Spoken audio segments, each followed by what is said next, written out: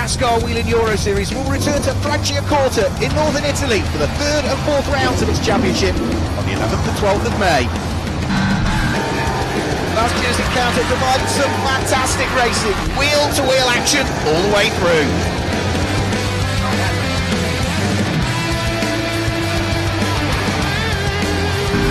Always run wide, there's lock brakes and they're still side by side. A little bit of contact, and there's more contact, he's put him into a spin.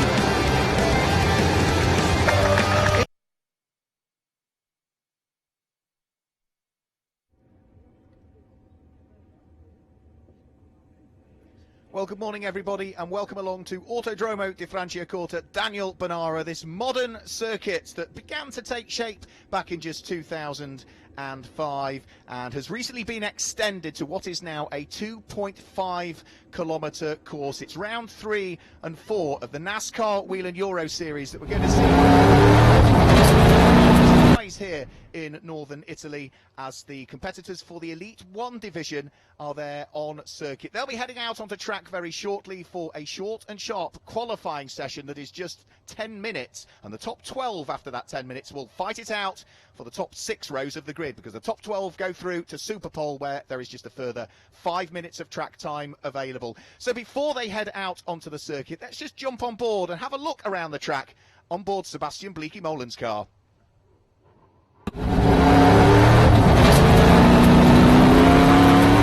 Hello, this is Sebastian Bleekemolen with a NASCAR from Franciacorta. New track for me. It's quite a narrow track, but that makes it pretty special. We're entering now turn 1. It's quite slippery on the exit. You need to hit the curbs a bit. Then the second turn, second gear, accelerate a bit. You see the sun, it's a bit difficult for your eyes, but if you hit the tires, you must be close to the tires, it's okay. This is one of the fastest corners, one of the most difficult, because the car is not straight when you start braking. As you can see, the curbs are pretty high, so the car is a bit shaky when you hit the curbs. And now you're entering a nice corner. It's a full throttle, and now you go back to second gear, the right-hander. And we only have 2 or 3 corners in front of us. This is a difficult one. If you miss the curbs, you miss approximately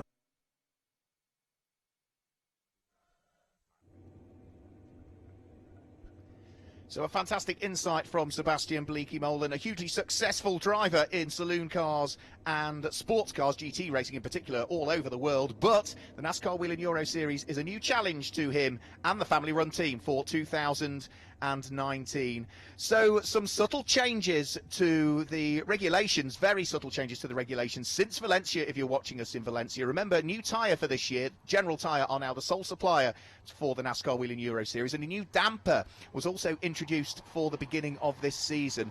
Looking back at Valencia in conjunction with Team FJ, the technical supporting team behind the championship here, and General Tyre, they have for this weekend introduced a new front damper on the cars to try and get a new front spring on the cars to try and get the new spring, the softer front spring, the damper, and the new tyre, the General Tyre, to work as a fantastic combination. So that's a subtle change for this weekend, and as a result of that change, it also means that there is no carryover of tyres from Valencia. The teams were scheduled to have had just 2 new tyres for this weekend, the other 2 coming over from Valencia, but the subtle changes mean that all of the teams have been allocated 4 new tyres over the course of this weekend. So the Elite 1 drivers will head out on their brand new tyres for their qualifying session and for Super Pole for the top 12 that make it through.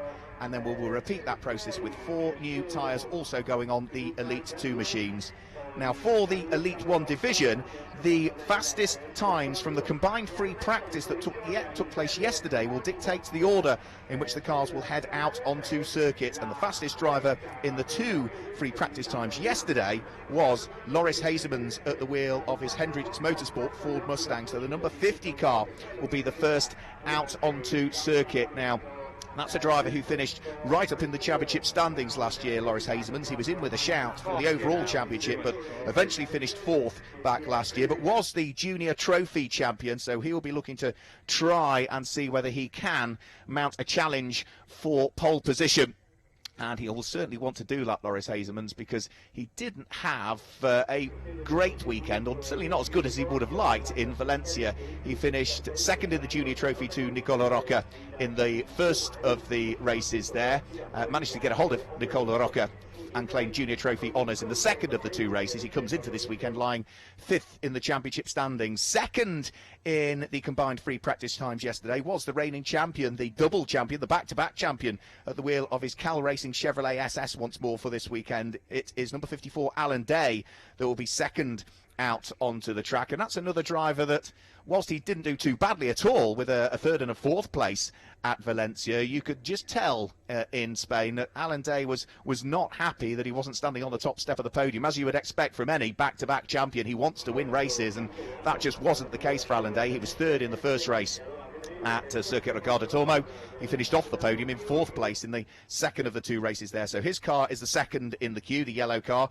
And third in the combined free practice times was the Belgian driver, number 78 for Brax Racing, his Chevrolet.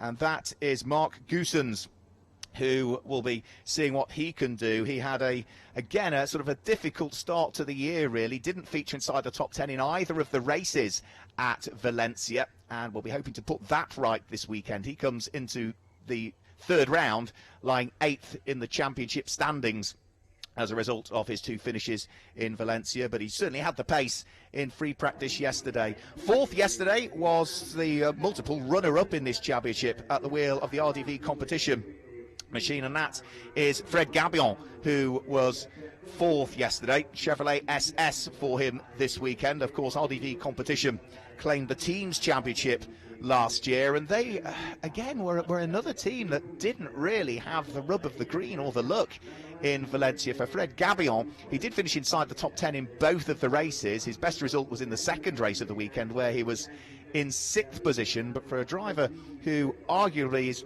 going to be fighting for podiums and overall wins, with the best in Valencia of 6th place, he'll be looking to try and move forward from that this weekend. Fifth in free practice was the number 11 car of Stinis Longines. Now, Stinis had a great weekend at Valencia. He finished runner-up in both of the races, 2 second places. Both wins went the way of returning treble champion Ander Villarino, but Stinis Longines, who's been working hard over the winter on his fitness and mental state, and he's been working with his dietitian as well. Certainly that showed at Valencia, and he had a solid weekend and was fighting, certainly in the second race of the weekend, for potentially the victory, but it wasn't to be. It was still a good haul of points for him. And 6th in the combined free practice at his home NASCAR Grand Prix, the quickest Italian that we had yesterday was number 24, Nicola Rocca. Nicola, who only did a part season last year. We only saw him at Brands Hatch and Zolder last year, but his best championship finish was back in 2016, the 25-year-old Italian, where he finished in 4th position. So let's see what he might be able to do from there, Nicola Rocca. And that's another driver that had actually a very good weekend in Valencia. He finished 5th in both of the races. He won the junior trophy in the first race of the weekend, where he finished in that 5th place overall, and he comes into this weekend lying 4th overall in the championship standings. So the green flag waves, the cars heading out onto circuit for the first time today. This is the Elite 1 division that are out there. Elite 1, if you're not familiar with the way we categorise things in the NASCAR Whelen Euro Series, well, the Elite 1 division is really for the pro drivers in reality. So if you are classified as a gold driver, so you're pro or semi-pro or even an AM driver, but with distinguished competition in national and international, then you can only enter Elite 1. If you're categorised as a silver driver, then you're really an AM driver that shows a high level of performance and achievements. You can also enter Elite 1. We have less bronze categorised drivers entering the Elite 1 division. So 10 minutes of qualifying underway. Remember, the top 12 after qualifying go through to fight it out for pole position around this 1.5 mile circuit, 2.5 kilometres. It has 12 turns, and talking to many of the drivers, whilst it's not a difficult circuit to learn, it is a difficult circuit to go fast on. You need to work very hard to get that perfect lap and punch them in consistently. around what is a mixture of corners, some tight corners and twisty corners, some quite fast corners as well, but it is a flowing circuit and many of the drivers enjoy it. So on to the first qualifying lap they will go. And are we going to see Loris Hasemans continue with the pace that he had in free practice? It was all very close yesterday in free practice. The fastest lap that we saw was a 1 minute 13.138, so he should be down, one would have thought, into the 1 minute 12s in qualifying conditions.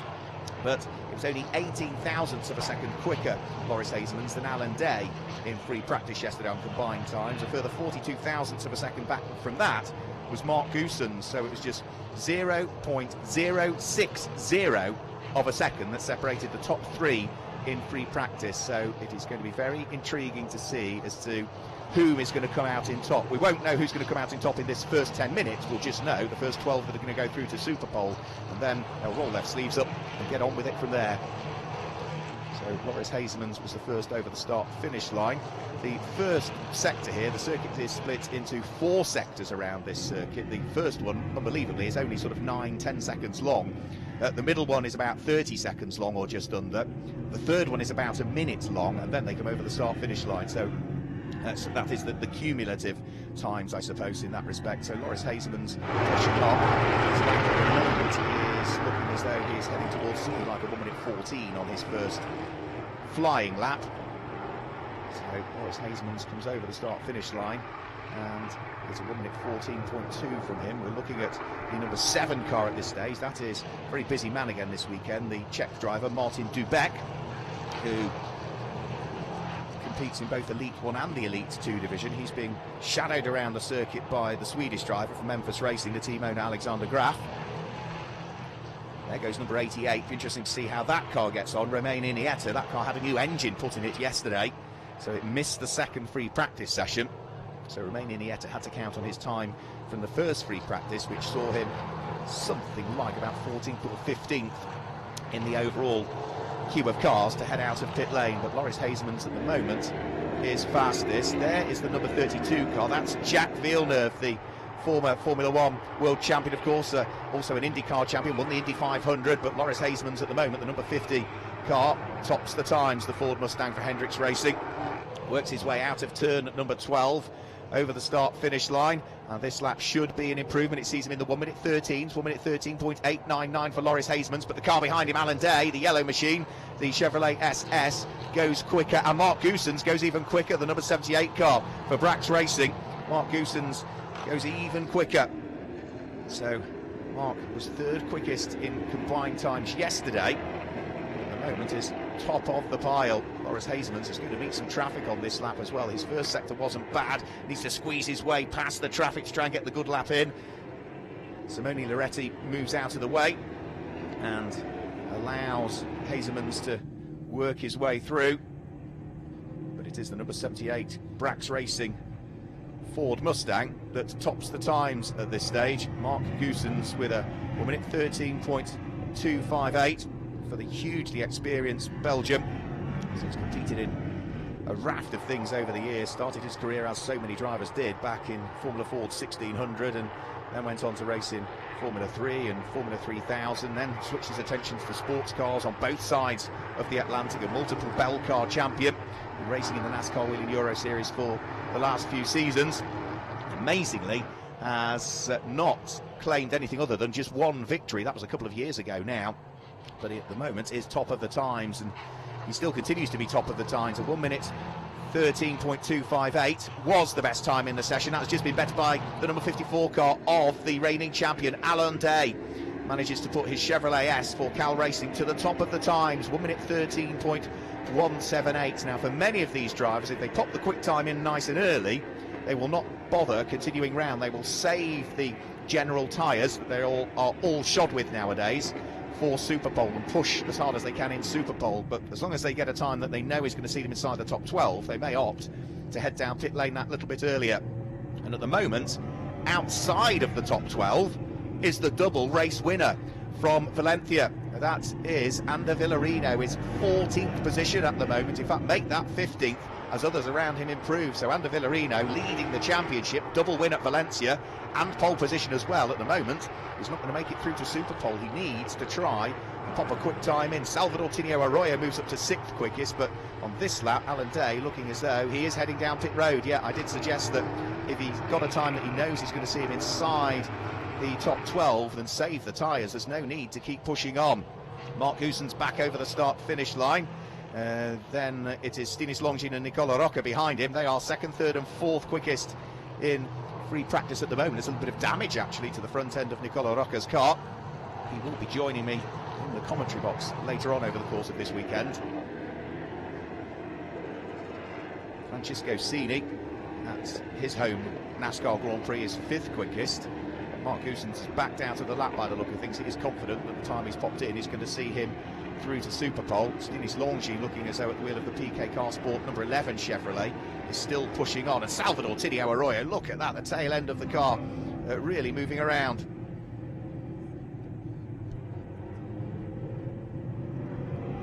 So you can see the huge bite that's been taken out of the front of the number 24 Chevrolet Camaro.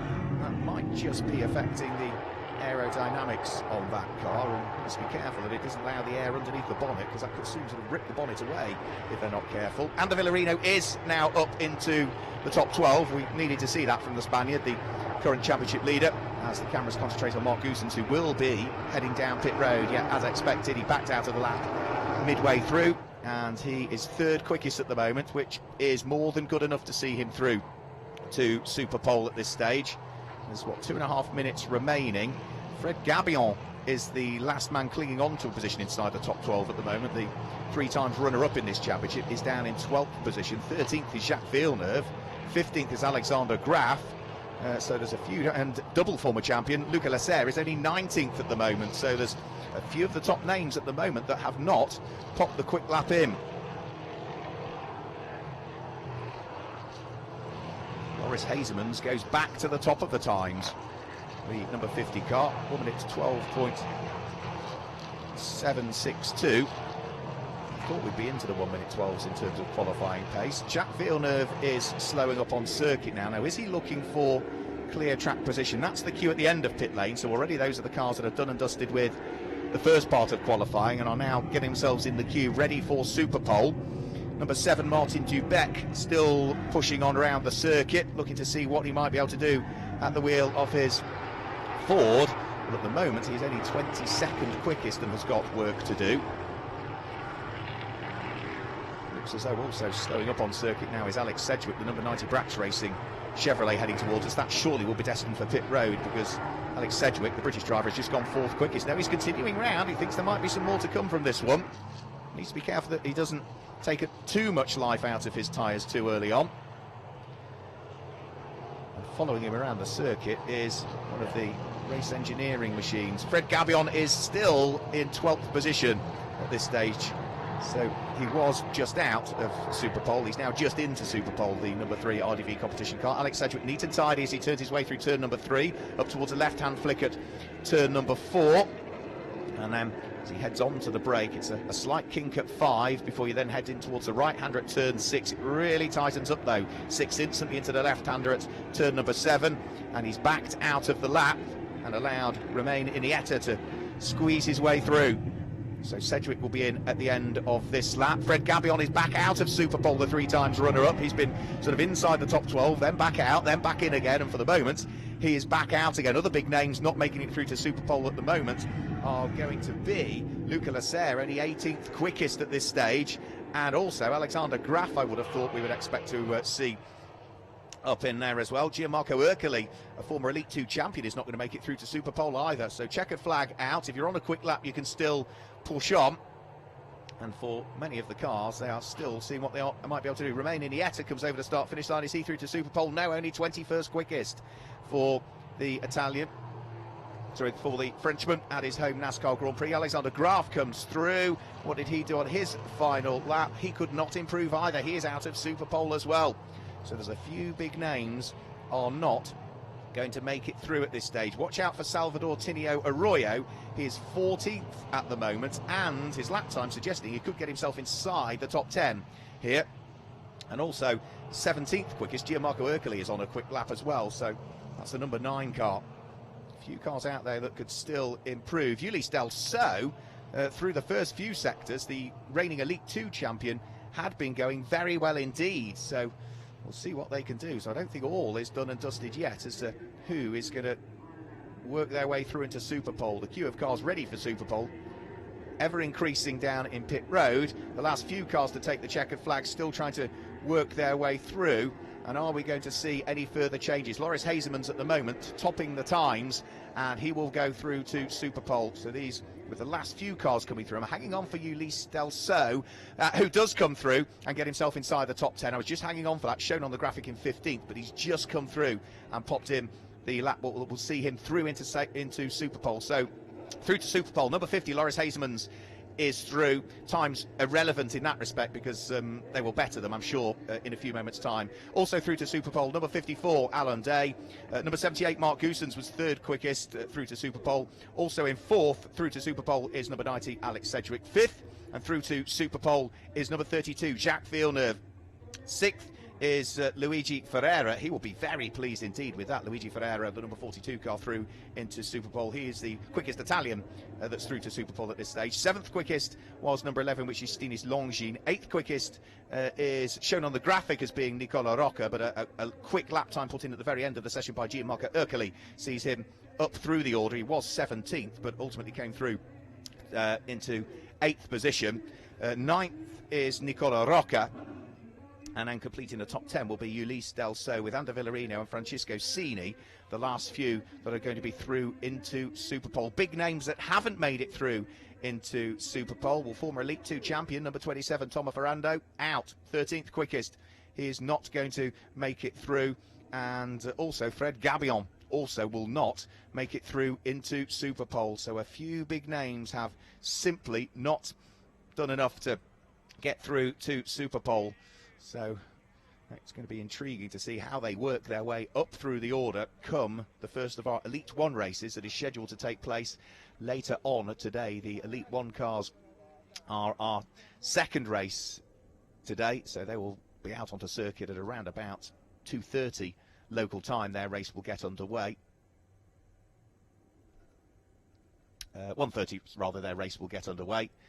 And we now are about to repeat this same process in qualifying for the Elite 2 division once we've got this Superpole session out of the way. So top 12 through to Superpole. They will fight it out for the first 6 rows of the grid from 13th backwards. Now, in reality, the grid is sorted for the weekend, subject to any penalties or any transgressions that have been picked up on by our officials here at Autodromo di Franciacorta.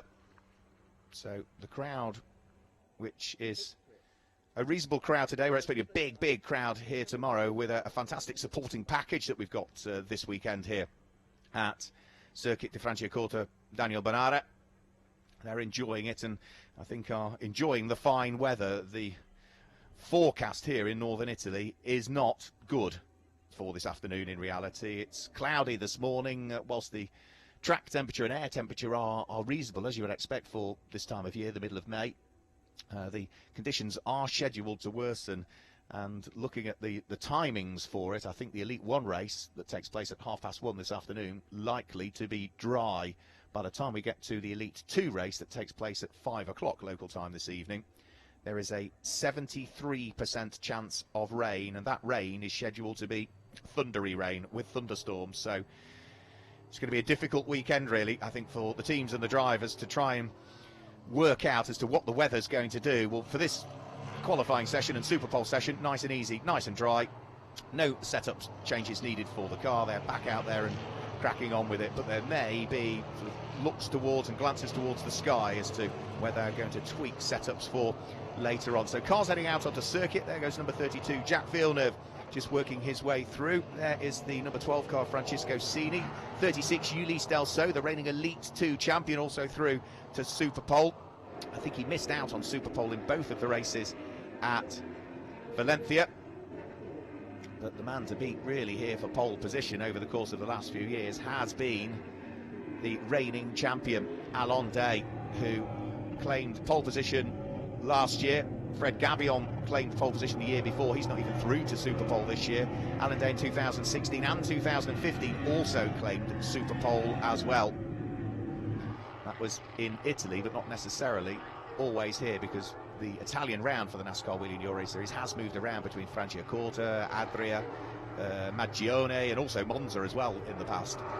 So it's an Italian round that has moved around the circuits. So Alan Day about to head on to the first flying lap. Let's see what he might be able to do. Can he do what he did last year and pop the Cal Racing Chevrolet onto pole position? A nice and neat and tidy round through turn number 1, up towards the right-hander at turn number 2. The first 3 corners here are all right-handers. It's only when you get towards turn number 4 that the circuit sweeps left, and that is where Alan Day is now. So round through the left-hander, he threads his way.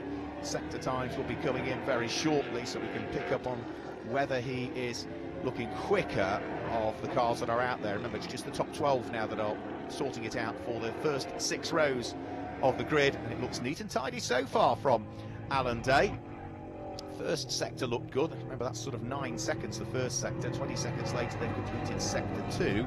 About another 30 seconds after that, they've completed sector 3. And then, what, another 15 or so seconds after that, they're through and over the start-finish line. But nice and neat and tidy from the champion, Alan Day. With only 12 cars out there, there's a bit more room on circuit as he heads on to the brakes. This is turn number 11, the uphill right-hand hairpin, which instantly turns through to the tight turn number 12.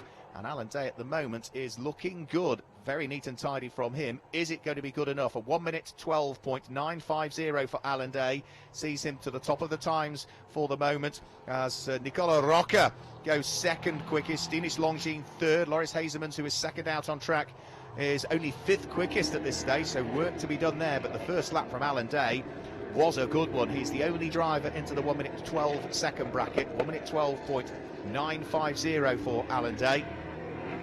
Nicola Rocca, though, second quickest, will be looking to try and push and try and grab a pole position here. I've seen an Italian start from pole position at an Italian race before. That was Eddie Cheever III back in 2014 at Magione. But we have not seen an Italian start from pole at Franciacorta over the course of the last, 2 years that we've been here. It's the 3rd year on the trot that we've been to Franciacorta. Alan Day not looking as good through this lap. The man to watch out for is going to be, well, Nicola Rocca, Gianmarco Ercoli. They're all going quicker. Loris Hazemans looks very good on this lap, so keep an eye towards Loris Hazemans. Onto the brakes comes the number 24 car of Nicola Rocca. Is he going to wrestle pole position away provisionally from the reigning champion Alan Day? Loris Hazemans goes 4th quickest. Mark Goossens heads onto the front row of the grid, and for Nicola Rocca, no, it didn't quite happen for him. The number 24 car is only 3rd quickest, because that car there, number 78, Mark Goossens, is now heading up onto the front row of the grid. Alan Day, still quickest of all, hanging on to pole position, still the only driver into the 1 minute 12 second bracket. Mark Goossens, through the first part of this lap, has picked up a little bit more time. He needs to find 0.1 of a second to better the time of Alan Day. He's not going to find it on this lap because he's just backed out of it. It was going to plan for him, but his lost time in sector 2 was a result of letting the traffic through to try and, I think, find a bit more track position, but he's not going to do it. There's only 20 seconds remaining. The checkered flag will be flying next time he heads over the start finish line. Loris Hazemans is pushing on this lap. He is looking good, potentially to move up from 4th position, so we'll keep an eye on that number 50 car. Mark Goossens will not make it over the start finish line before the checkered flag falls. Alan Day locks a brake as he's pushing so hard, heading up towards turn number 11. The middle sector has cost him a little bit of time. I don't think we're going to see a great deal, if any, of an improvement for him. It is a slightly better lap, a 1 minute 12.937 for him. But what about Loris Hazemans? He comes over the start finish line and cannot improve at the wheel of the number 50 Hendricks Ford Mustang, so he will line up for the moment 4th quickest. Are there any other cars out there likely to improve? Well, Alex Sedgwick for Brax Racing is on a good lap, only 7th quickest at the moment.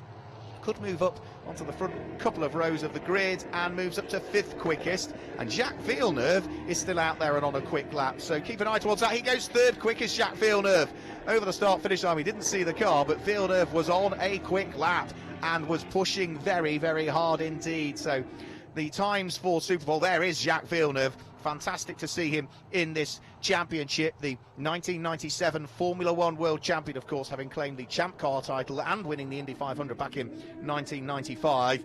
It's not the first time we've seen Jack in NASCAR, because we saw him in the Nationwide and the Sprint Cup Series in the past. But he is going to start third on the grid. So let's just run you through then the times for Superpole. Alan Day tops the times. He will start the race later on today from pole position, a 1 minute 12.93 from him. Second quickest was Mark Goosens for Brax Racing, 1 minute 13.051. Third quickest was that car there, number 32, Jacques Villeneuve. Time was a 1 minute 13.060 to be absolutely precise, but only a whisker quicker than Nicola Rocca, who was fourth quickest. It was a 1 minute 13.065 from Nicola Rocca, so just 5/1000ths of a second separating that pair. Fifth quickest was Loris Hazemans, number 50 for Hendricks Racing, his Ford Mustang, 1 minute 13.14. And then sixth quickest, with an improvement on the final lap for the British driver, car number 90, Alex Sedgwick for Brax Racing, with a 1 minute 13.234 from him. And there was only 5/1000ths of a second separating the sixth and seventh place cars. Seventh was number 9, Gianmarco Ercoli, with a 1 minute 13.239. Eighth quickest, number 11, Stinis Longines, 1 minute 13.320. Ninth quickest is 42, which is Luigi Ferreira with his Ford, with a 1 minute 13.467. And then rounding out the top 12 in terms of Superpole, number 12, Francisco Cini, number 36, Ulysse Delso, and number 48, Ander Villarino. So those are the drivers that will head through this Superpole session, and therefore will then line up on the front 6 rows of the grid for our Elite 1 race that is taking place later on today at local time here of 13:30 it will be. So now that we have got qualifying and Superpole out of the way for the Elite 1 division, we repeat the same process with the Elite 2 division. Now, slight brief pause while they will also take off the 4 general tyres that have been allocated to the Elite 1 drivers. They will bolt on 4 brand new general tyres that have been allocated for the Elite 2 drivers.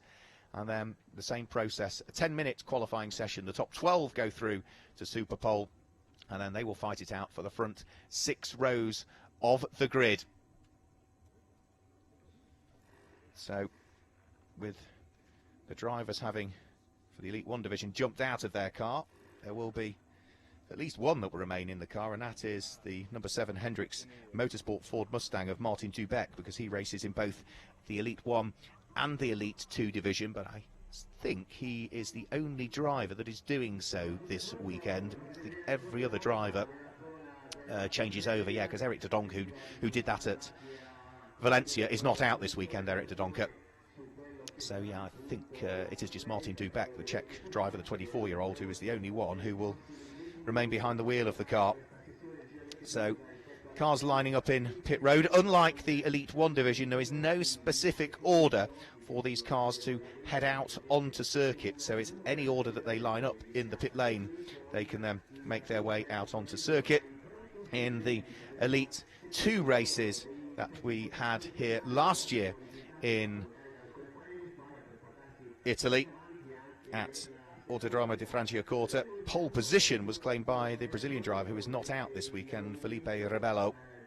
And you ought to look back through, actually, and whoever claims pole position here in Italy, it will be their first Italian pole position, because every other driver that's previously claimed poles, whether it be here at Franciacorta, at Adria, or at Magione, they've all either moved on to other championships or have moved up to the Elite 1 division.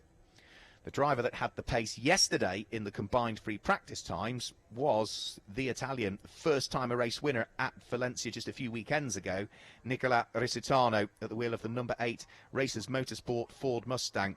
So he will be hoping that he might be able to keep up the pace that he clearly showed in Spain and bring it here to his home NASCAR Grand Prix this weekend. Second quickest in the free practice session was the number 50 Giorgio Maggi Hendricks Motorsport Ford Mustang. We've just seen that have good pace when it was in the hands of Loris Hazemans, the Elite 1 driver. Well, now that Giorgio Maggi is behind the wheel, we know that is going to have pace. It was quick yesterday. Giorgio Maggi claimed an overall win in that car in the first of the 2 races that we had at Valencia. He's another rookie to this championship for this year. He still finished inside the top 10 in the second of the 2 races as well, did Giorgio Maggi. He claimed 30 points in that one, and 30 points would have meant that he finished just outside of the top 6 in 7th position. Other drivers to watch out for in the Elite 2 division. Well, Florian Venturi, the number 32 car, is taken over by him. We saw Jacques Villeneuve doing great things with that to qualify 3rd quickest in the Elite 1 session a few moments ago. Well, the Ford Mustang, the Go Fast racing prepared car, now in the hands of the Florian Venturi. And for Florian, he was the rookie champion last year. He was the runner-up in the Elite 2 division. And, well, for the young Frenchman, the 18-year-old, he has had the pace over this weekend, but didn't really have the look when we were in Valencia a few weeks ago. Florian Venturi, he will want to try and put that right, one would have thought, because it was a very, very disappointing weekend for him. There are 29 drivers classified in the points after Valencia, and Florian Venturi, runner-up in the Elite 2 division last year, is 29th and last at this stage, so he'll want a better weekend here. Other drivers to watch out for, without question, it's his home NASCAR Grand Prix. Vittorio Garelli claimed a 2nd and a 3rd place in the races at Valencia. He was 2nd in the first race, he was 3rd in the 2nd race. He will be hoping that he can perhaps find a little bit more pace in this qualifying session than he had in free practice yesterday, because in free practice yesterday it was 20th quickest for Vittorio Garelli. He's at the wheel of the number 9 Racers Motorsport Ford Mustang, so there's a bit more to come from him. We know he had the pace in Valencia. It didn't show the pace in free practice yesterday, but with 4 new tyres now available to him, he's going to want to push very, very hard, and that's another driver we will be hearing from over the course of this weekend. He's scheduled to join me in the commentary box for the Elite 1 race that takes place tomorrow here in northern Italy. So cars busy lining up down at pit road. There is one car out in this session that we didn't see out in Elite 1, and you can spot it sort of almost in the middle of the screen. It's the number 41 car, the black and Dayglow green car. Now, we didn't see that out in the Elite 1 session. That is because the Club Motorsports Chevrolet Camaro of Max Lanza is only out in this session. There is no Elite 1 driver for that car, so the 38-year-old Italian has got it all to himself for this weekend. A driver who we used to see in the Italian GT Championship a couple of seasons ago. So cars all busy queuing up, and hopefully the session will go green very, very, very shortly.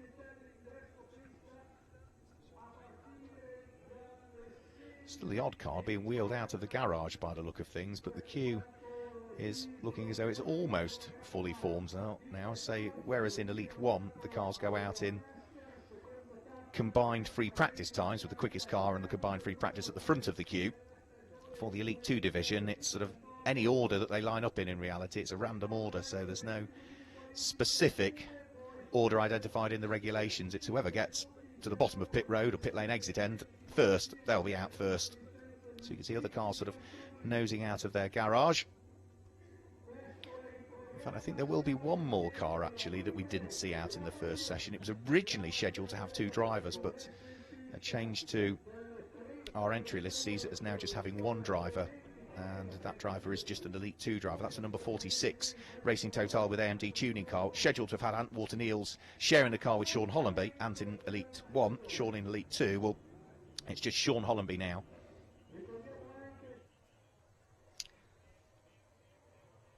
So thanks for getting in touch. John has been in touch and asking, who is my pick for the Elite 1 race here? Well, thanks for asking the question, John. I hate being put on the spot, and I always like to try and stay neutral.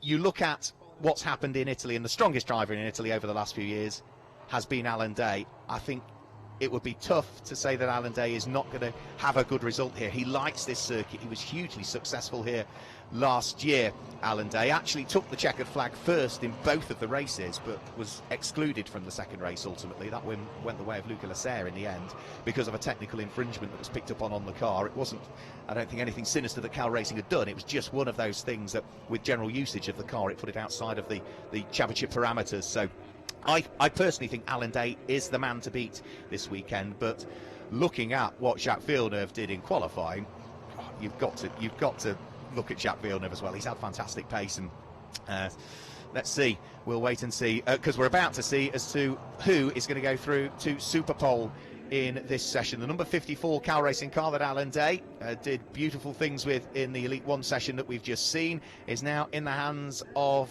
Arianna Casoli, the Italian lady in the field. Arianna, who's been a former Lady Champion, Lady Cup as it was called, Lady Trophy for this year over the course of the last season or so, but she's the only female in the Elite 2 division this weekend. Ellen Law is in the Elite 1 division, the ex-DTM race winner.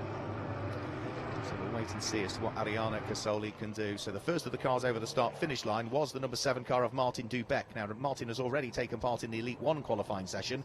He's now got A, a bit more track time, B, the car's nice and warm already, as it is for all of them, because they've largely just taken over it from the Elite 1 drivers. 2 exceptions to that being the number 46 of Sean Hollenby and the number 41 of Max Lancer, because both of those cars are only out in this session.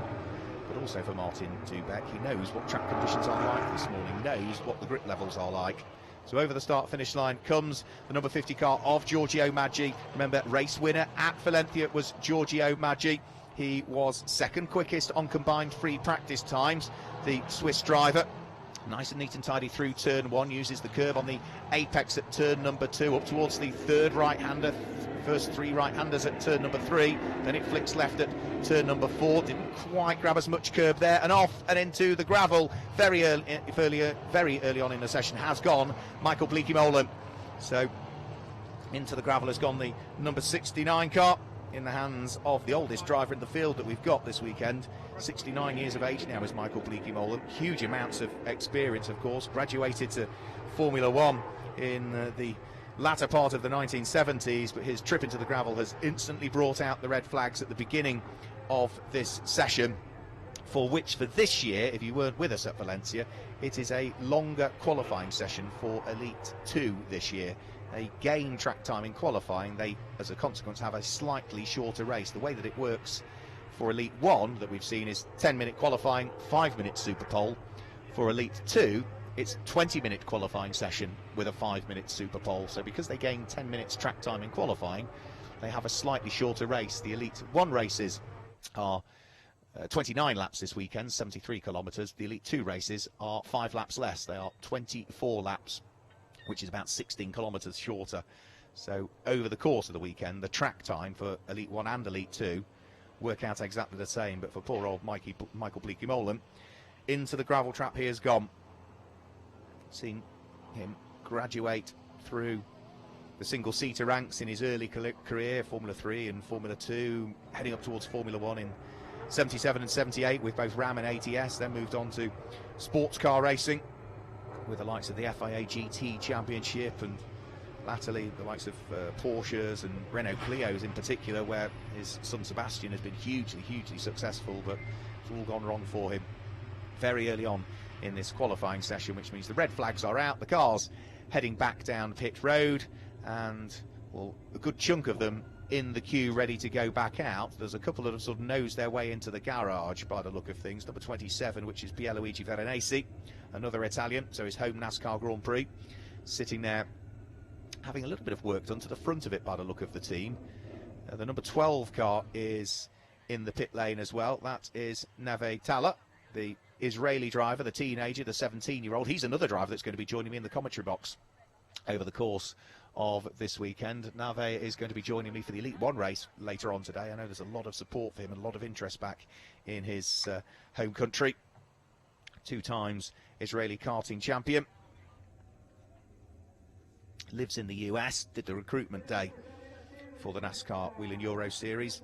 There's a few other cars sort of nosing their way. In fact, the bonnet is now coming up rather worryingly on the number 42 car. Let's hope that they are just checking as to whether everything is okay with Claudio Capelli's car. Local NASCAR Grand Prix for him as well.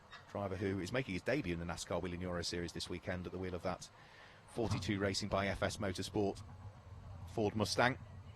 That's Bleaky Molan's car is now dragged out of the gravel. No damage done, just with the car stricken there in a dangerous place. The officials having little choice but to bring out the red flags, which means that everybody's patiently queuing in the pit lane. Another car that's sort of sitting there nose into the garage is the number 23 car of Ian-Eric Varden, the Finnish driver who did a couple of NASCAR Whelen Euro Series races back in 2018. He appeared at Hockenheim, but I think he's doing the full season for this year. He's previously raced in the likes of V8 Thunder cars in Sweden, the Camaro Cup in Finland. But for Bleaky Molan, all would appear to be good. The car now heading under its own power back around the circuit. He'll hopefully just manage to shake out any remaining gravel from it. The circuit vehicle's now heading back out of harm's way as well. There we go, doing the sensible thing, yeah, popping the car onto the grass. A, that means that it shakes some of the gravel out from underneath. B, it also stops it heading onto the circuit, which is, or certainly wouldn't make him a popular man if he dropped lots of gravel onto the circuit. So, yeah, sensible thing. The general tyres will be picking up a little bit of grass, but they will soon clear up as and when we're able to get the session back underway, and we'll see the times that are coming in. Well, we hadn't really had a quick time put in by anybody because it was so early on in the session that Michael Bleaky Molan went off the circuit that nobody had actually posted a quick time. They were all on their outlap when it happened.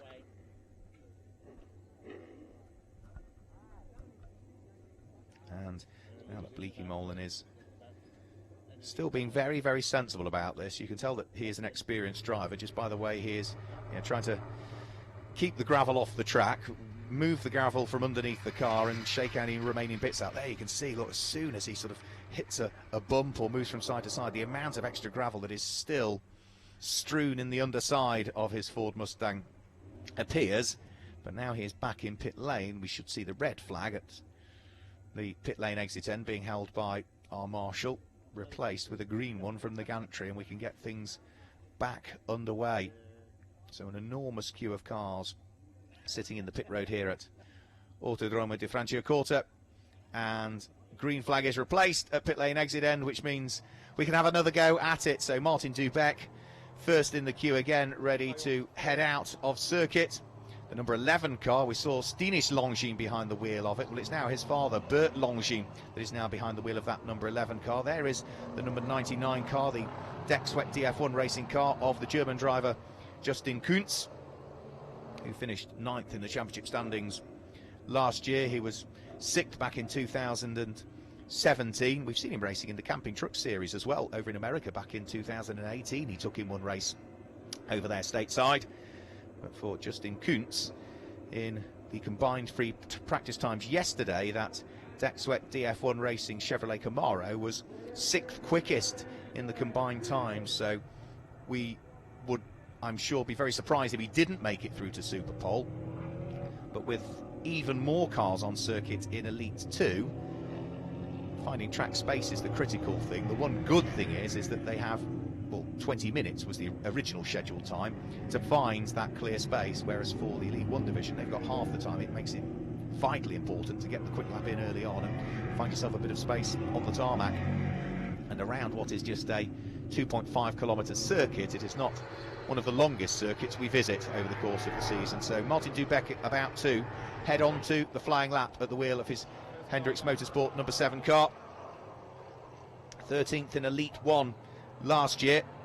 He's been doing the NASCAR Whelen Euro Series since 2015, graduated out of the CIK FIA KF2 karting, but already it looks as though he has been slightly compromised on this first lap by Myatt Snyder, the American, who is another driver we need to watch out for this weekend. He was 5th quickest in the combined times. He had enormous pace at Valencia, but the weekend didn't absolutely go to plan for him, really, with an incident in the first race of the weekend. And he struggled a little bit in race number 2. Pushed hard, had the pace, but dropped back as the race wore on. So Martin Dubeck, don't think this lap is going to give him the ideal lap that he is after, largely because he just had that small, it might only be a split second of a lift off the throttle to work your way past the traffic, but that's all you need around a short circuit where, you know, the cars are separated by hundredths of a thousandths of a second. That short lift is going to compromise the lap. So onto the brakes. This is uphill in towards the braking area for turn number 11, and the car will sweep left at turn number 12, and that will conclude the lap for Martin Dubeck, who is the first to post a flying lap, 1 minute 16.355, but with the traffic to deal with, I'm sure that will see him potentially further down through the order after his first flying lap than ideally he would like. Bert Longines over the start-finish line. Lasse Sorensen pops in a quick lap. Justin Kuntz is quick on his first lap. Advait Dioda, the Indian driver for the number 64 car, which is at Speedhouse 64 for this weekend, he has gone to the top of the times briefly, and now it's the Brax Racing number 90 of Scott Jeffs that heads to the top of the time. So for Martin Dubeck, this is a slightly cleaner and quicker lap from him by the look of things. The first lap he did was not a bad one. He's still 5th quickest at this stage, but on this lap Martin Dubeck looking as though he has found a bit more pace. Certainly through the first sector he has picked up some time. He's picked up another 10th and a bit through the second sector, so Martin Dubeck looking good here to maybe work his way up through the order. Is it going to be good enough for pole position? Scott Jeffs, number 90, is currently 2nd quickest at this stage, the British driver. Best of the flying lap, so is Giorgio Maggi, who at the moment is 1.1 seconds quicker than anybody at his first flying lap, but there's plenty of time still to go. 14 minutes of this qualifying session to go, and then of course Super Pole still to come after that. So Scott Jeffs back over the start finish line. What does his time look like? Looks like he is not at this stage going to improve and slot himself onto the front row of the grid.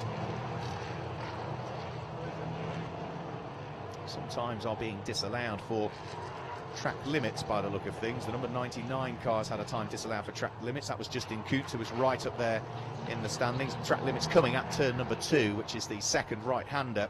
Another car that's also lost its time due to track limits is Sean Hollenby, another British driver that is in the championship, just entered into Elite 2 this weekend, and Sean Hollenby a little bit sideways there. He's got Giorgio Maggi, the number 50 Hendricks Motorsport Ford, who is quickest in this session, right behind him.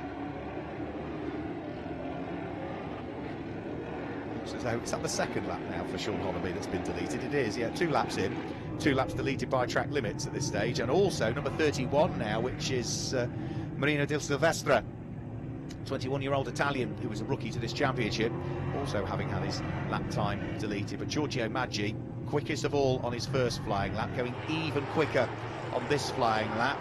And it looks as though he is now being joined potentially on the sharp end of this qualifying session by Justin Kuntz, who's just brought the number 99 deck sweat machine to 2nd quickest. But for Giorgio Maggi, no, he's happy with the lap by the look of things. He's happy with the lap, he's happy with the time. 1 minute 13.960, aborts the lap, even though sectors 1, 2 and 3 were all quicker than he had previously done. So he's clearly very happy with that. Martin Dubeck about to come over the start finish line very shortly, 6th quickest for him. The Czech driver, of course, we will be heading towards the Czech Republic this year when we have a round that takes place at Most. That's scheduled to take place over the weekend of the 29th and 30th of June. Dubeck is now 7th quickest, as others around improve. Here comes Nave Talor at the wheel of the number 12 Solaris machine. Where is Nave at this stage? He is looking as though he is outside of the Super Pole places currently, so there's still a bit more work to be done. He's only 28th quickest at the moment, but 3rd quickest, Justin Kuntz, was on another quick lap. He's already had 1 lap deleted for track limits. I have a sneaky suspicion there is another lap, which is the one he's on now, is about to be deleted for track limits. Justin Kuntz, yeah, he remains 3rd quickest.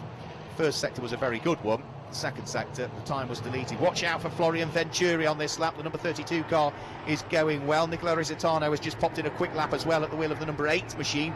He is now 2nd quickest, and he is about to flick his way over the start finish line. So Nicola Rocca goes through and over the start-finish line. Florian Venturi moves up to 6th quickest at the wheel of the number 32 car, but for the first time ever race winner, Nicola Rocca at Valencia, he will be hoping that he can build on the momentum and the race win that he took there. His first ever NASCAR win. Through the first sector of it, he has gained a bit of time. Through the second sector, he is a little bit slower than he's previously gone. It looks as though it's another lap time that's being disallowed for Justin Kuntz, potentially, is it? Looks as though it is. That's about the 4th or 5th lap that he has had deleted now. There's still plenty of time, though. There's still 12.5 minutes of this session to go. Nicola Rocca looking nice and neat and tidy so far around the lap, gaining time through the first sector, losing time through the second sector. He's just turning his way out of turn number 10 now. Martin Dubeck heading back down pit road to have another go at the wheel of the number 7 car. He at the moment is in 10th position, but Rocca on this lap now has lost time through the middle 2 sectors, so I don't think we're going to see the Italian mount a challenge for the fastest time in his first aspect of qualifying. He's about to flick his way over the start-finish line any second, and the time for Rocca is not going to see an improvement over the 1 minute 14.043 that he's already set at the wheel of the number 8 car.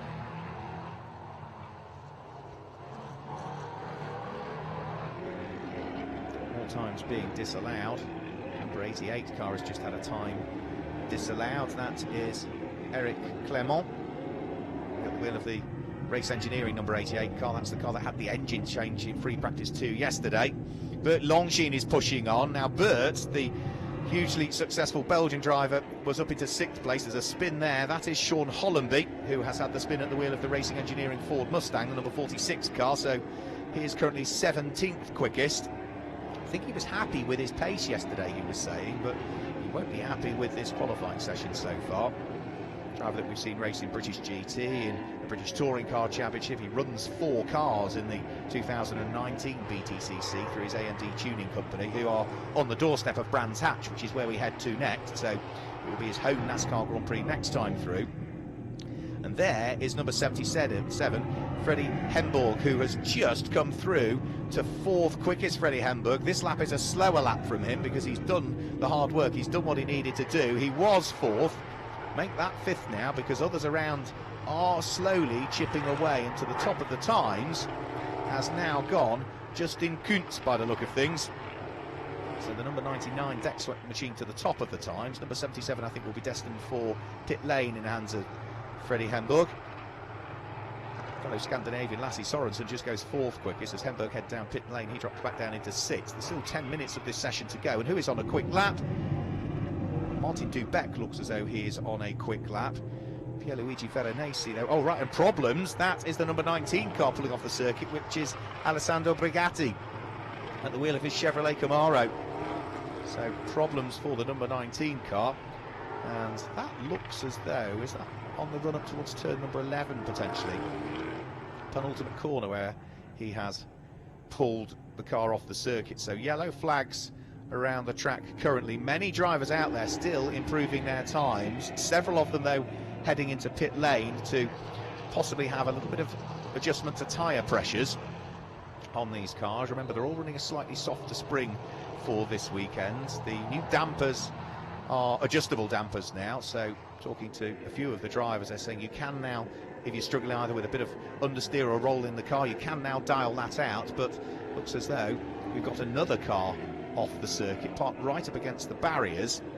Doesn't look as though it's had an off. It looks as though it's more of a mechanical issue, but such is the camera angle of that car, it is difficult to pick it out. And I think we are going to probably see the red flags come back out. Yeah, indeed we do, because of the positioning of that car having stopped out on circuit with, what, 9 minutes and 40 seconds of the qualifying session to go. The red flags come out for the second time.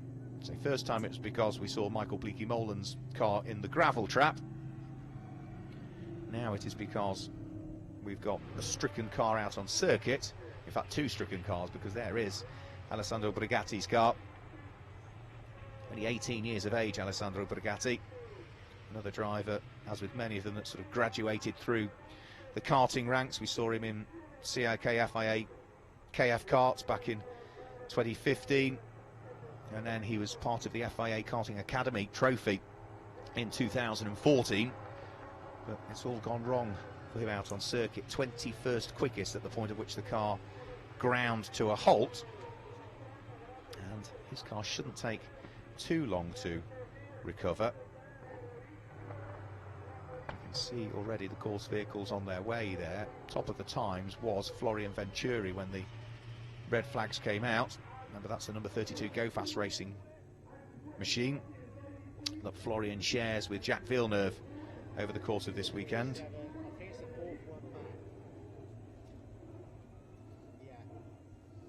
Justin Kuntz was second quickest at the wheel of the number 99 Dexwek machine. Both of those in the 1 minute 13 second bracket. Florian Venturi 1 minute 13.5.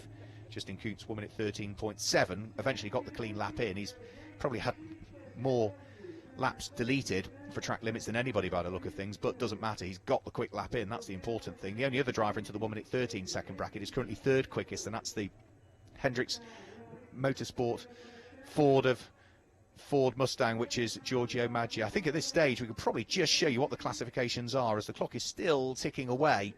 And there we go. So Florian Venturi is quickest, still with some more qualifying to come to decide who's going through to Superpole. Justin Kuntz, number 99, second quickest. Giorgio Maggi, as I said, is third quickest. Valencia race winner Nicola Rocca, fourth quickest. Lasse Sorensen doing great things at the wheel of the DF Racing, the Dexwek machine, the Danish driver. He is fifth quickest, and then Andre Castro, the American, is sixth quickest at the wheel of the number 24 PK Car Sport car. Then it's Myatt Snyder, who is seventh quickest, and Myatt Snyder is at the wheel of the number 48 car. Myatt Snyder, it shows 4 on the graphic, but it's 48. Eighth quickest is Freddie Hemborg, who've been going well. Ninth was Martin Dubeck, and 10th was number 90 Scott Jeffs. Advait Dioda has shuffled down through the order there. Vittorio Garelli all of a sudden has moved in to 7th quickest. So Myatt Snyder is 8th quickest. Freddie Hemborg is 9th. Martin Dubeck is 10th. Scott Jeffs is 11th, and Advait Dioda is 12th. So that's the order as things currently stand. For those that are scheduled to head through into Superpole, are there any drivers that are not in the top 12 that we would expect to be in the top 12?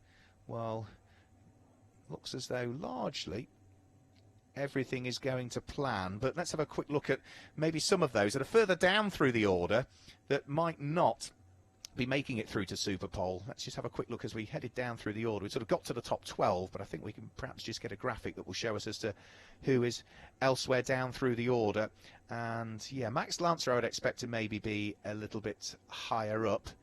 But other than that, yeah, Jerry DeVert is another one, but I'll have a chat with Jerry after this qualifying session, because he did something very similar at Valencia. He didn't worry too much about a qualifying time for the first race. That's the number 78 car of the multiple legend trophy champion, Jerry DeVert, having won that for what, the last umpteen years, the last 3 years on the trot. Jerry DeVert has been the legend trophy champion. He will, I'm sure, have a master plan. The master plan at Valencia was very similar to we're seeing in this qualifying session. Not worry about the time, start at the back, A, because you stay out of trouble on the first lap and you could pick a few places off, but B, he will be considering the fact that the weather conditions are scheduled to be possibly wet later on today for the Elite 2 race, which means that he can not put too many laps and hard laps on those slick tyres, and then, providing it's dry tomorrow, can really push. And we saw him do that beautifully well, and what probably sums that up perfectly well is what happened at Valencia for that car, where Jerry DeVert, in the second race of the weekend, moved from 23rd up to 10th position. So gaining, 13 places over the course of the second race of the weekend, largely because he'd just been sensible. He hadn't pushed too hard at Valencia. He'd considered the fact that the new damper was introduced for this year. General Tyre have come on board as our tyre manufacturer. The weather conditions at Valencia were warm, a very warm ambient temperature, and what he did was just made sure that he managed the whole process beautifully well. So I'm not too concerned that he's further down the order than expected. So the other car that retired, right, I did wonder whether it might have been the number 9 car, and it is Vittorio Garelli, the 24-year-old Italian who recently celebrated his birthday. Happy birthday 2 days ago for Vittorio Garelli. driver who was the Auto GP champion back in 2013. We've seen him in GP2 and GP3. He sort of came up through the single-seater ranks with the likes of Formula Renault and Formula 3, but he's also done Italian GT in the past. But Garelli is being towed back into the pit lane, which means that he has now got to keep his fingers crossed that others around him don't improve, because he is 8th at the moment, which means that if it's a small problem with the car and nobody else betters the time considerably, we'll still see him through to Super Pole. But if others around him start to improve, he might drop out of the Super Pole, the top 12, or potentially, even if he makes it through to Super Pole, if it's a serious mechanical issue with the car, they won't be able to fix it and he'll start 12th on the grid. So we go green once more. The clock will start to tick down again as this session gets underway, with 6 minutes still remaining and still a few cars out there possibly to try and work their way up through the order. Who would I have thought would be higher up? Well, number 27, Pierluigi Veronesi, I would have thought should be further up through the order. Navi Talla is only 16th, he should be further up through the order. Veronesi's 14th, Talla is 16th. Jesse Fartinen, I would have thought, who is 17th at the wheel of the number 2 car, perhaps ought to be higher up the order. And also number 41, I would have thought, Max Lancer, also another driver that I would expect to see further up through the order. But whether they've got enough to try and make it through to Super Pole, we shall find out. So there is the number 50 car in the hands of race 1 winner at Valencia, Giorgio Maggi, leading the championship overall coming into this weekend. Comes into it on 70 points, whereas for the car that we've just seen towed back on the end of the tow rope, Vittorio Garelli, he's just a point adrift. But it looks like Giorgio Maggi has done an outlap and is coming straight back into pit road. So happy may be that with just 5 minutes to go, that a 1 minute 13.905 will see him safely through to Super Pole. There's the number 54 car of Cal Racing, which is Ariano Casoli. Camera's showing Nicolas Risitano, who is going to continue around. He was the other Elite 2 race winner at Valencia. Both Giorgio Maggi and Nicola Risitano claiming their first ever NASCAR wins at Circuit Ricardo Tormo a few weeks ago. So on to a flying lap now goes Risitano. And what can he do? Looks neat and tidy, takes the apex curb, but not too much of it at turn number 1. Didn't look as though he ran too wide at turn number 2, second of the 2 right-handers. Up towards turn number 3 before the circuit flicks left at turn 4. Again, using all of the exit curb, but not running too wide. Then a slight kink at 5 before you're hard on the brakes at 6. That brings you up towards the left-hander, the tight left-hander at turn at number 7. There you shift up through the gears, feed the throttle in while you're still turning the car. The car really moves around at that point. You're flat out through turn number 8, onto the brakes for the right-hander at turn number 9, and then down the short straight that brings you up towards the slightly tighter turn number 10. Plenty of room to run the car out wide as you exit the corner, but for Risitano, over the course of this lap, the sector times not suggesting there's going to be an improvement. So it doesn't look as though he's going to improve upon the 1 minute 14.043 that he posted. He's going to be about, what, 3/4 to maybe even a second slower than that over this lap. Risitano, as he comes over the start-finish line, the lap does not improve, and Risitano remains 5th quickest. But Longines, again, looking as though he's struggling to try and find the pace. There is one car out there, though, who's going well, down in 16th position, which is Marino Di Silvestre, who is looking as though he could work his way up through the order. And Claudio Capelli, also another Italian, going well. But for Longines, sector times suggesting that this lap is going to be about a second slower than his previous best. Still got time for 2 more laps, though, possibly even 3 more laps if he pushes on. Let's have a look over the start-finish line. 2 minutes 36 remaining.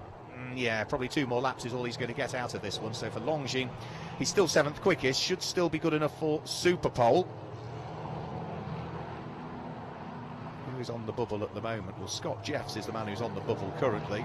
Number 90, Brax Racing Chevrolet, is improving its time out there. He's 12th quickest, so he needs to try and work his way up through the order, and he is doing that currently. As for Bert Longines, though, he's backing out of the lap. Sean Hollenby goes up the inside. Hollenby, is he going to work his way up through the order. So he looks as though he's on a quick lap. It's another driver who's had a few lap times disallowed. Longines slowing up on the circuit, so this is not going to matter. There's Martin Dubeck. His lap time's also not suggesting that there will be an improvement. So I don't think we're going to see an improvement for the Czech driver this time through. He's on 11th quickest, so it's another one who needs to be careful. Following over the start-finish line is Scott Jeffs, the number 90 Brax racing car, who was on a quick lap, but it's all seemed to have evaporated slightly for him. Martin Dubeck is pushing on, I would say, again, on this lap. He knows he needs to. The first sector time suggests that he's doing exactly that. So Martin Dubeck, quicker through the first sector than he has been before. It's round through turn number 5 up towards the braking area for turn number 6, but has lost a little bit of time through the second sector of the lap. So again, he needs to keep pushing hard, because this is going to be one of those laps that could see an improvement, or it might drop him down through the order. He's being chased around the track by the number 90 Brax racing car of Scott Jeffs, or was at the beginning of the lap. Scott Jeffs is another one of those who needs to try and find time here, because he is 12th quickest. Here comes Dubeck, nice and neat and tidy out of turn at number 10. Goes through the third sector of the lap, and how is the lap time looking now? I think it's going to be tough really for Dubeck to improve this time through. In fact, the lap time has been deleted, is what I've just heard, so even if he does go that little bit quicker, it is not going to count. There's been a transgression somewhere out on circuit for Martin Dubeck, so he remains 11th quickest at the wheel of the number 7 Ford. Scott Jeffs at the wheel of the number 90 Chevrolet Camaro for Brax Racing comes through, and also did not improve in the end. It was looking as though it was going to be an improved lap, but wasn't to be. And with now no time remaining, is anybody else out there on a quick lap that could potentially shuffle the order and get themselves into Super Pole? Because the checkered flag is out. Scott Jeffs, we've just seen, is on his last qualifying lap and is in 12th position, but at the moment is not gaining time.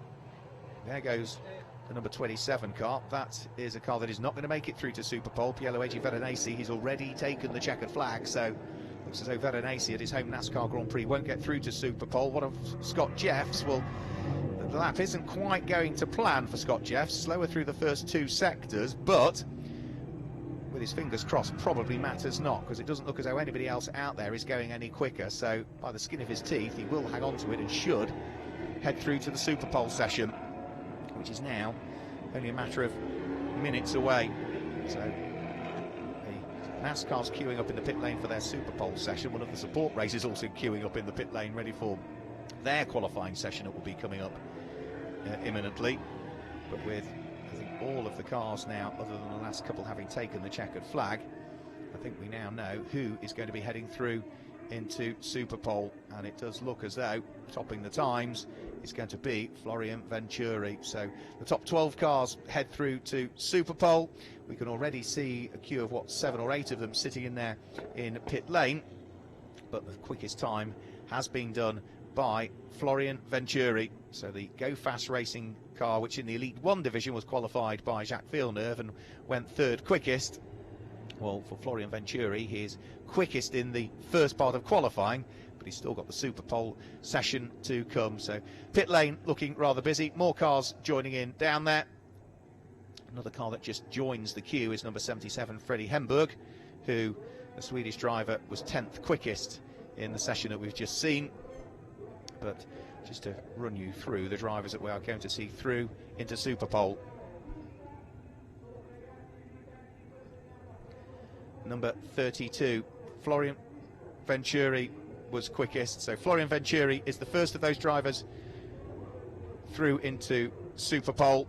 He was one of only 3 drivers that made it into the 1 minute 13 second bracket, a 1 minute 13.581 for Florian Venturi.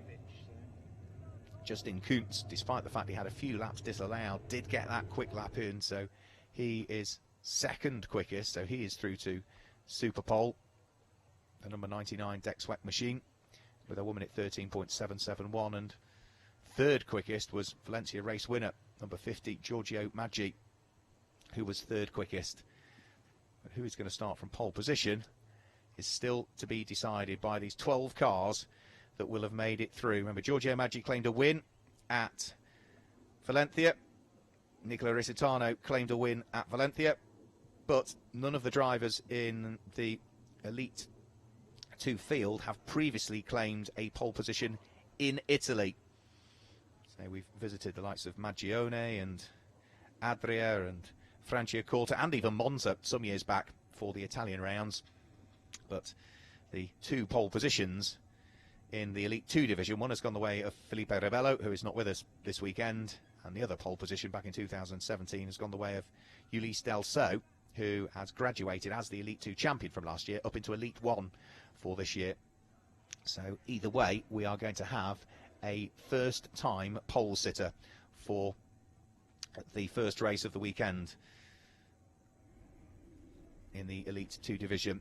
See the crowds on the top of the main start-finish building here. It's light breeze here in northern Italy. We're about, what, 70 kilometres east of Milan towards Brescia, and say the forecast yesterday was beautiful. It was ideal conditions yesterday. Nice warm ambient temperature, but not too warm, with a slight breeze. It's beautiful out there at the moment, actually. Again, a very slight breeze with a nice warm ambient temperature and track temperature. You can see the heat haze there down on pit road, but the forecast later on today is not good, is all I will say.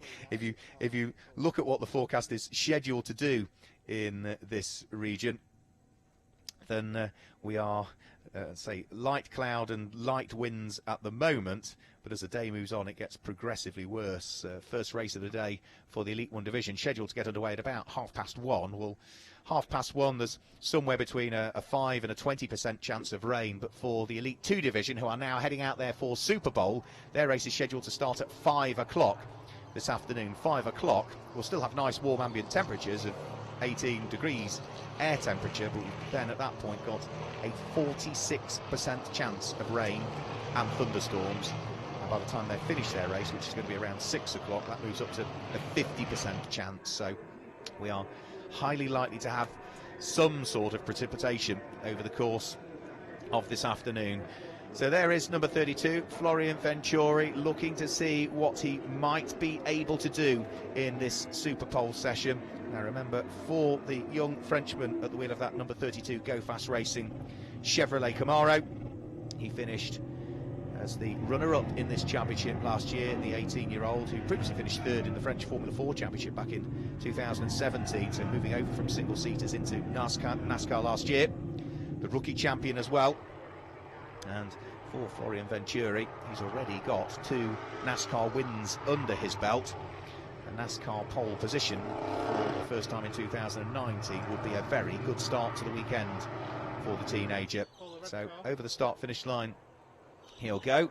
The red car that is ahead of him is going to be Myatt Snyder, the American, for race engineering. But there goes Florian Venturi. You can see the nose of the car dip as he heads onto the brakes and tries to scrub off the speed heading in towards turn number 1. He's already safely through turn number 2, using all of the curbs up towards turn number 3. Careful that you don't hit the tyre stack on the inside of 3 or 4. Don't run too wide at turn number 4 either. Then squirt the throttle up towards turn number 5, which is the king, onto the brakes. Turn number 6 in towards the tighter left-hander at turn number 7, and it looks a tidy lap so far from Florian Venturi. Mike Snyder is far enough up the road, the American, so as to not compromise the lap for the French teenager.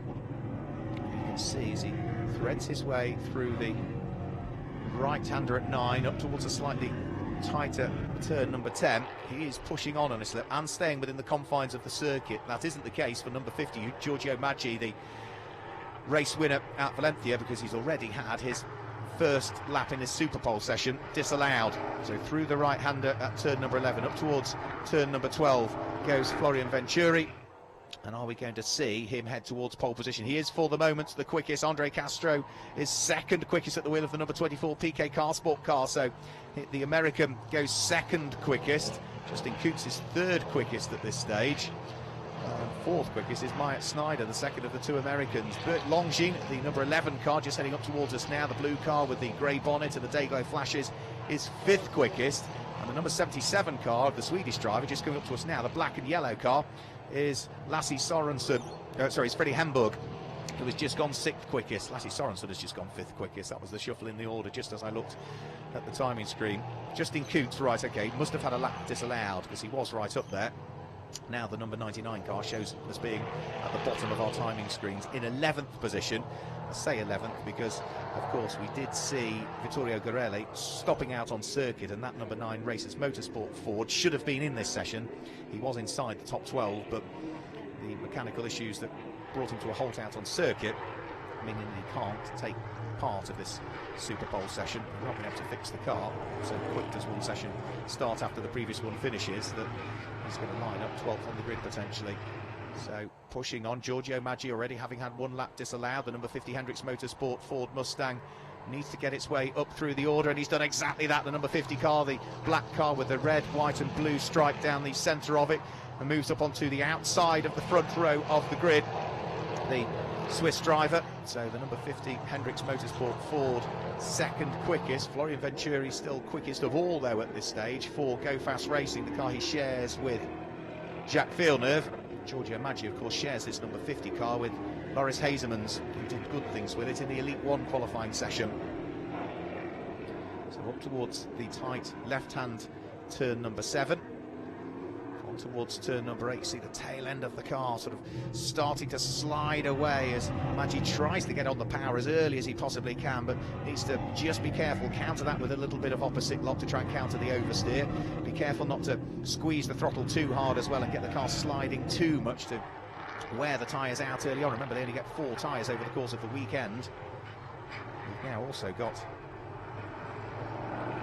of things, another lap time being disallowed. Scott Jeffs is going to have his lap time disallowed. Over the start finish line goes Florian Venturi. Does he improve on the final lap? 1 minute 13.375 is at the moment good enough for pole position, but we've got other cars out there still on flying laps. Giorgio Maggi takes the checker flag and cannot improve upon 3rd place. Andre Castro is going to be 2nd. Myatt Snyder is 4th. But we still have some cars out there on quick laps, not least of which number 66 Lasse Sorensen is going well. Freddie Hamburg comes through and is 9th quickest, and Lasse Sorensen was on a good lap. He has moved up to the front row of the grid. A great lap put in by the number 66 car in the hands of the Danish driver. That really has worked him up through the order, but for the number 8 car, the red car with the checkers down the side of it, race winner at Valencia, didn't quite work out in Super Pole for Nicola Ricciardo. He is only 11th quickest, so that now sets the grid in reality for the Elite 2 division, subject to confirmation, the official issuing of the bulletin.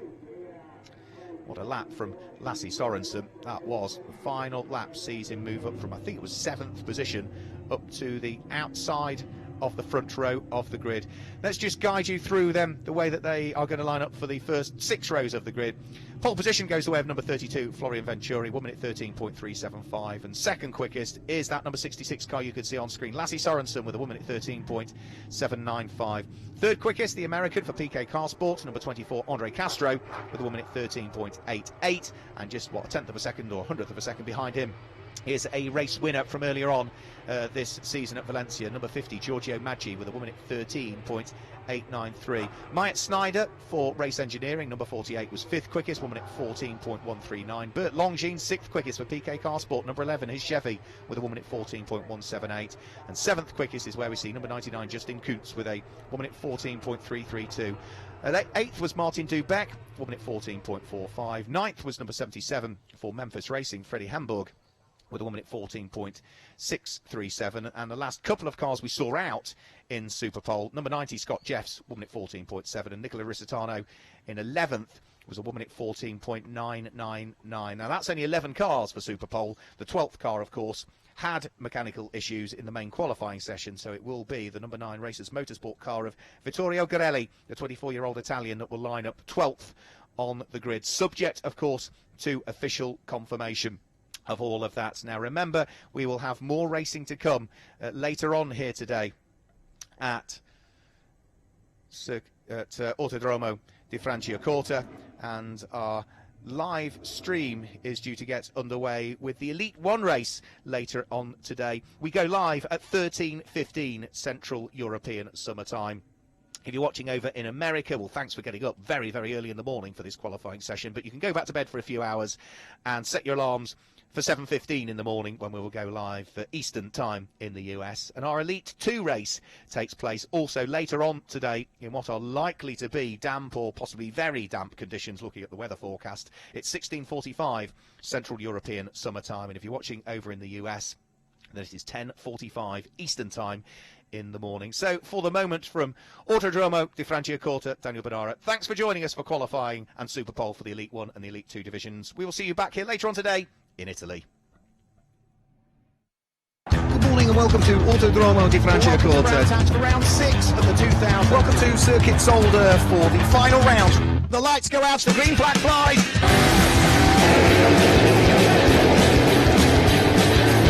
It's all very tight up towards turn 1.